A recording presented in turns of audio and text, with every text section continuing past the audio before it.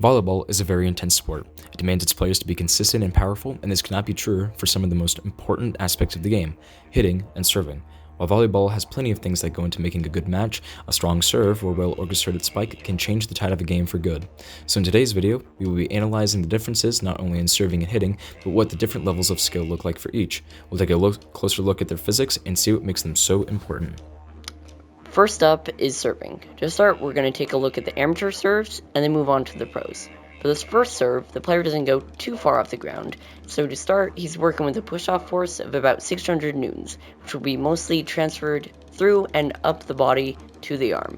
At the point of contact, the body has a light curve, showing the push-off force from the leg into the ball. The angle the ball is hit at comes to be around 65 degrees and takes an average of 1.8 seconds to hit the floor opposite the net.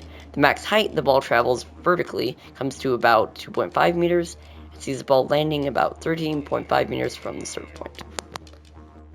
Now that all the numbers are laid out, we'll take a look at the force applied, kinetic chain, projectile motion, and work, which will be the case for all their serves and hitting analysis. To start with the force applied, we already know that the player is exerting about 600 newtons through their legs, but since they don't jump, most of it will be moving up through the body, which goes right into the kinetic chain.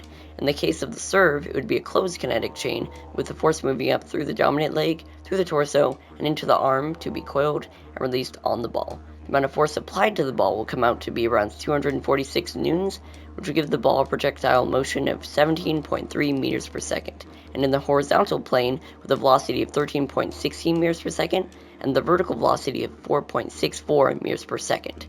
Finally, we can find the work by using the 246 newtons and the distance traveled, which comes out to a work of 3,321 newton meters or joules. Now with the second server, most of the information is the same except for the forces applied and the kinetic chain.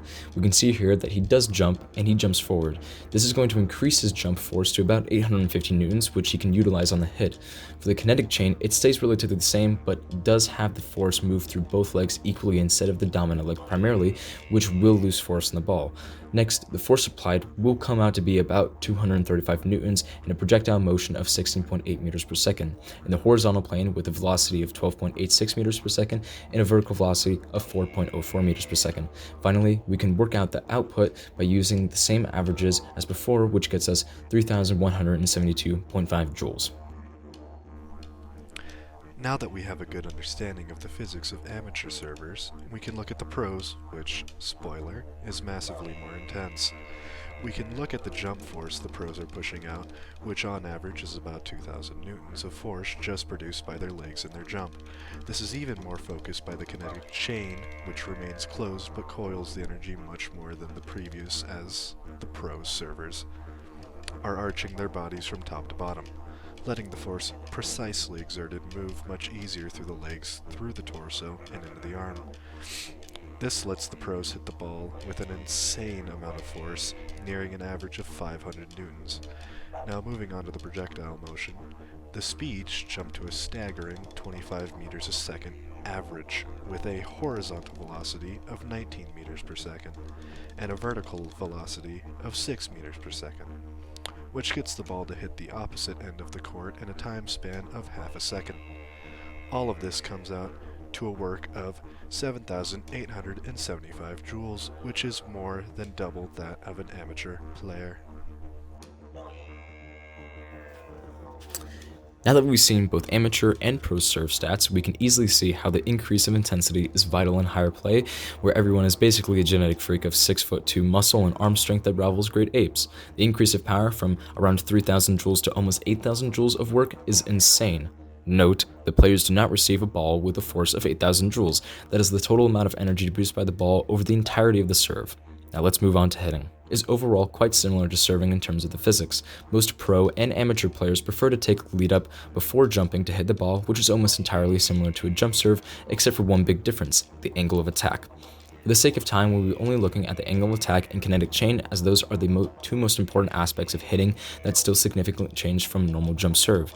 Starting with the amateur hits, we can see that instead of moving most of the energy through one leg or the dominant leg, the player, Robert Vasily Donatello Jr., instead pushes off with both legs, giving more powerful to the vertical plane, which will be necessary for the next part of the hit. the angle of attack. Since the ball primarily needs to go down, the angle decreases from around 60 to 70 degrees for a serve to about 30 to 40 degrees for the hit. For the stats now, the jump force increases to around 1300 newtons of force with a projectile motion of again around 17 meters per second, except almost switched with 13 meters per second in the vertical plane and only 4 meters per second in the horizontal. This comes to a total work output of 622 joules of force from the moment of contact the ball hitting the ground. Now for pros again, the level intensity jumps dramatically. In this case, the angle of attack is even more acute at around 25 degrees and having an average projectile motion of 25 meters again, which is seriously pushing the limits. Analyzing the pros' kinetic chain, however, is the most important part of their hit, as where the amateur has a fairly straight chain, which loses energy, the pros have their torso and arm almost perpendicular to the rest of their body, which when combined with their insane jump force, lets them maximize the force they put on the hit. Overall, the physics behind serving and hitting are relatively the same with a few key differences. However, we hope that this closer look at the true intensity of these specific parts of the game bring a clear mind as to why they are so important.